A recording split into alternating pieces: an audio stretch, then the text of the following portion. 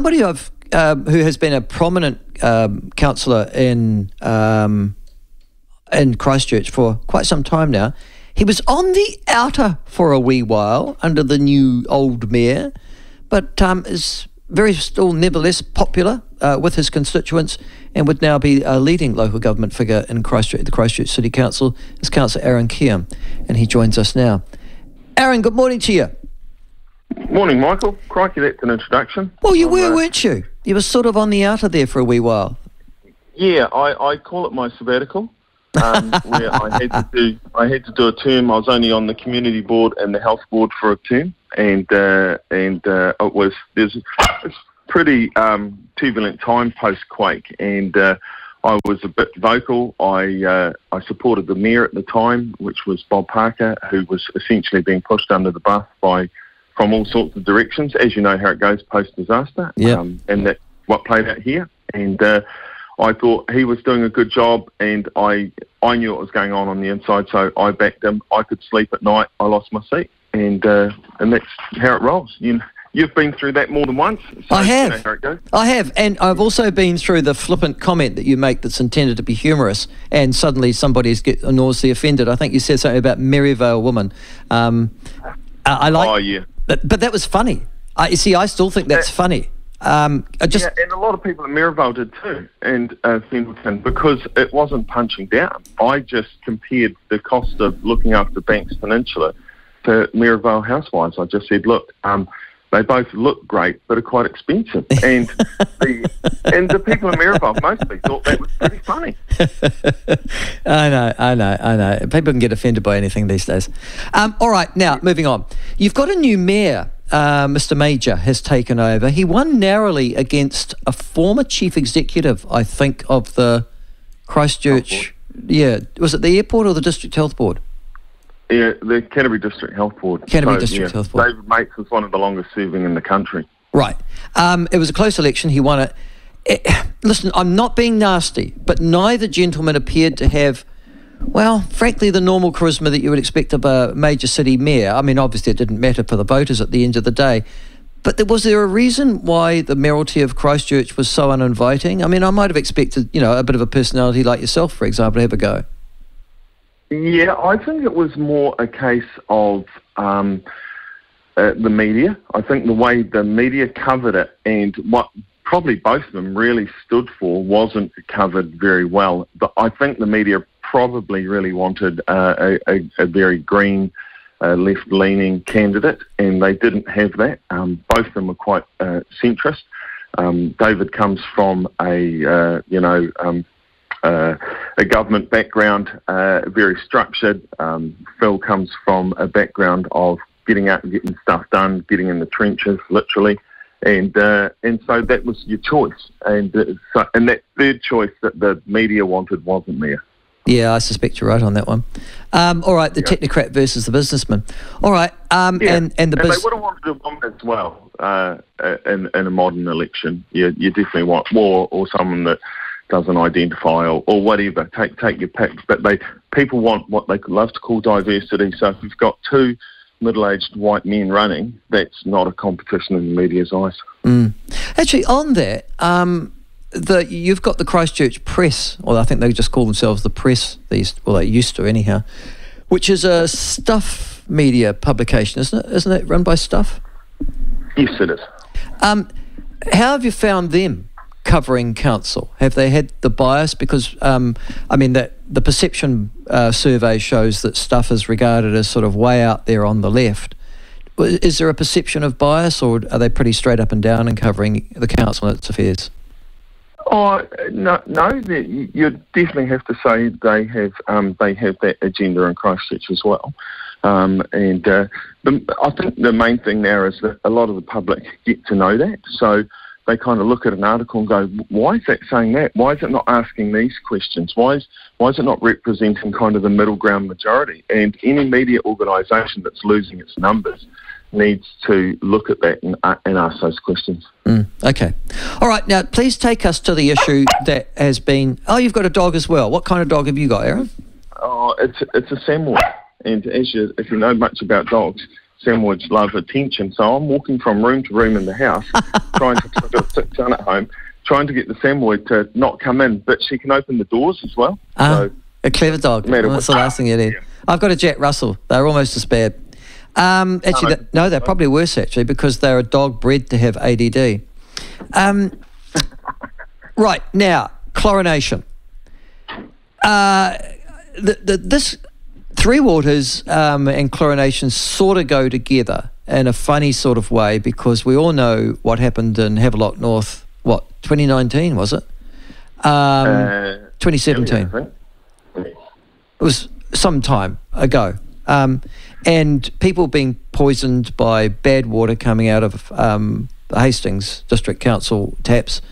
I think 8,000 people got sick, 4 people died. There have been ongoing health issues for a handful as well. And that has been very much used as the Trojan horse, that issue for Three Waters. And the establishment of a national regulator called Taumata Arowai, which has taken over the role really of sort of public health officials throughout New Zealand. Now, and they have been proposing for a long time, or if they've been doing it, to chlorinate Christchurch's water. And when I went back and researched this, I thought, what's the big problem there? I saw that this has been an issue long before now, with Christchurch people not wanting chlorine in their drinking water. What's the driving this? Is this a community sentiment? Is this just the view of a few? Or is there a rationale or a reason behind it, Aaron? So the people of Christchurch are very anti-chlorine in their water. Our water comes from deep aquifers underground. So the water lands on the Southern Alps. It gets filtered for a couple of thousand years, and then we pull it out the ground. It is some of the most pristine water in the entire world. It's coming from a couple hundred metres underground and into our taps in Christchurch. Now, once the changes came after Havelock North, and I said from the start it was really looking like they're going to throw the baby out with the drinking water, when you looked at, yes, it was an absolute tragedy and shouldn't have happened, but all the problem was that should have been fixed was the regulator at the time should have been doing their job and checking wellheads and water sources around the country. Yeah. That's the problem that needed fixing, but the current government we have love to just change everything. And they brought in a lady from Australia who I met when I was part of the health board, and she said, we're going to chlorinate everything. And I said, yeah, but not Christchurch. We'll give an exemption. She said, no, the only way to make sure people's water is to chemically treat it with chlorine. And I said, and I asked our medical officer of health, I said, how many people have got sick from our reticulated water in our history of reticulated water? He said, none. So what's the problem we're trying to fix? Now, we've done a whole lot of upgrades. We've spent billions fixing our water system since Havelock North, because we've had a good look at our system and said, okay, where are our potential problems? We've gone out and fixed them. The staff have done some incredible work and delivered on it, and delivered on their timeframes and their budgets. So we've got something to be proud of. And now the government's saying, no, still, we can't trust that you wouldn't get damage in a pipe once it's left the pump station, gets to someone's house. And we believe as a council that the public should get a say, but we could go to our public and say, look, do you want to take the risk? No one's ever got sick. We'll do our absolute best to deliver you the best quality water, but there's a very, very small chance that one day someone might have a transgression at their property. Do you want to take the risk? Yeah, the Canterbury Environment Canterbury say, they agree with you to a point. They say Canterbury has some of the best drinking water in the world. But then they go on to say that no water supply is completely without risk, Aaron, which I guess is always true. And then they say water can be contaminated by bacteria, viruses, nitrate, metals and other chemicals. Some contaminants occur naturally, others come from human activities. The answer for chlorination seems to be, as you say, well, let's not take the risk. Even if you follow that logic, Aaron, then why are people getting upset? Because it would be the only risk in all of our society we're not willing to take, because we take it on literally everything else. You know, yes, the 4 people died in Havelock North, and that is a tragedy, but 900 a year die of suicide, and we're not putting anything like the resources into that. You know, 300 on the roads, there's 10 cyclists a year killed, 36 pedestrians, 115 people drowned. We're not putting people in life jackets at the beach yet. So these things, there's risk in life everywhere you look, and that doesn't stop you going camping and getting some drinking water out the river. And you look at the river and go, that's a pretty clean river, and mostly it is. And I'd drink out of the majority of them, even the ones they say aren't safe. I'd take that risk myself. But what about some self-responsibility around risk? Yes, we have immunocompromised people in our society, and those people should always boil their water. Always. If you are at risk, always boil your water. Everyone else, I think you're pretty safe to drink the water. The only thing that the only instance that I get was that somebody got, there was food poisoning, or water poisoning or something in, was it Banks Peninsula, as a consequence of, which is part of the Christchurch City Council, as a consequence of some parts of dead animals being found in the Akaroa water supply. And so there was a... Yeah, I don't know, yes, that was found, and those are issues that over the last 5 or 6 years that we've been fixing our problems, they're some of the ones we came across. So that non-chlorination area is the metro area in the city, and some of those other parts of Port Hills may need it. If you're coming off where you have facilities that aren't as easily monitored, then yes, absolutely you should use chlorine. But we have a number of communities, a lot of people on rainwater tanks, all sorts of things. They can have the same problems as well, and they have that choice. What we've done here is the government's taking away the choice of councils and communities across the country to have a say in the water they drink. Is there when I was mayor, we had this debate about fluoridation as well, because it was our decision, along with the District Health Board, as to whether or not we put fluoride in our water in our district. I think that's been taken away now, and I think that's nationally imposed upon councils. But there was a sort of an argument there that fluoride might have negative consequences for others, and then obviously others that said, well, that risk is infinitesimal, it's just silly and blah, blah, blah. But the debate carried on. Is that the argument with chlorine? Because I don't understand what the objection would be to putting a small part of chlorine into any water supply to ensure it's safe. It is a weird one until you leave Christchurch and you taste the drinking water around most parts. Oh, so you're saying it's a taste issue? Absolutely, a taste issue. We are drinking and bathing in EVR. Our water is so pure, so clean, there is zero taste. And so it's just the best water. And when you go and make it taste like a swimming pool, it's suddenly not as enjoyable. Plus there was all the damage that's been done to our infrastructure and people's water cylinders, completely different debate, but the massive amount of damage that was done once that chlorine went into the system, and the number of cylinders across Christchurch that were written off because there's a chemical reaction between chlorine and the natural minerals in water, which sit in the bottom of people's cylinders, and it creates pitting and so on and so forth. So these were all overlooked by the government at the time. I went back to the medical officer of health who said no one had ever got sick from our reticulated water. I take that as a pretty good position to be in, even though we went and fixed a whole lot of bits after that. Like, how safe does life really need to be? Okay. I understand sort of both sides of that argument, but you're saying prove to me there's a problem before you fix it, which I think is a fair argument. And their argument is, oh, look, Havelock North. To which you say that's not a good example, and that's not us, and that's not our water. So I understand that. Is this something that binds Liberals and Conservatives in Christchurch? Yeah, this one is really does bind pretty much everyone, except those that work in the water industry. They will always go, it's a bit like at the hospital where all the heart surgeons bike to work and none of the brain surgeons do. So it's one of those things that it's a little bit the same. Everyone here tends to agree, except for those that work in the water industry, and that's possibly because, and I'm not going to call corruption here, but they stand to make an absolute fortune out of this across New Zealand. And I don't think New Zealanders really quite understand the size of the bill that's coming. You're talking, it's $183 odd million currently is the last estimate, that's gone public. I've spoke to people at a water conference last year that was held up in Napier, and the guys gave me the inside word that the people from Scotland that were helping design our plan said we're about 25% light. This is before inflation kicked in, so you're now at $250 billion. You're not talking about chlorination now, you're talking about Three Waters and the centralisation. Yeah, the whole Three Waters program. You're talking 4 people died here, Michael. 4. 900 a year on average die of suicide. Where are the resources going into that? This is so out of whack, and it's typical of this government to just go so overboard and coming up with a solution and then just not delivering on it. Every single household in New Zealand is going to get a brand new bill on average of about $1,600 a year to cover that cost. Every single household. There's no way around that. You have to, that's the size of the bill that's got to be placed on every household to cover that much infrastructure.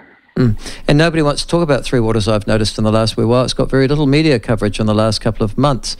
Yet the Christchurch City Council, I think, with a Labour mayor, and I think you had a pretty pinkish complexion prior to the last election, if you look around your council table, you were opposed to Three Waters almost from day one.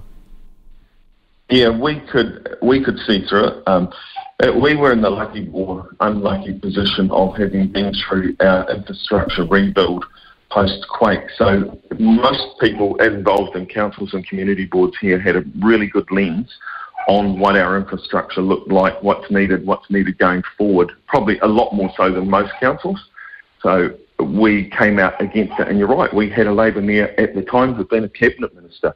And we have, a red council, and we still do by one vote. So that's red-green, but that's even though you don't have to declare your colours going into an election, which is another thing I'm kind of against. You have a conflict of interest register for councillors, and you got to say you own a property somewhere, but you don't have to say if you have a political affiliation. And as you'll know, the biggest conflict you have at the table is your affiliations.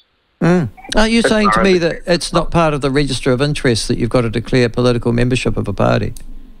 No, you don't have to. And I refused for a couple of years until they threatened me with legal action for not filling it out. I'm like, I don't want to fill this out until everyone has to declare, especially their biggest interest, which is political. And to be fair, it should be declared prior to the election, not after, even then, though, because you've been elected. No, fair enough. All right.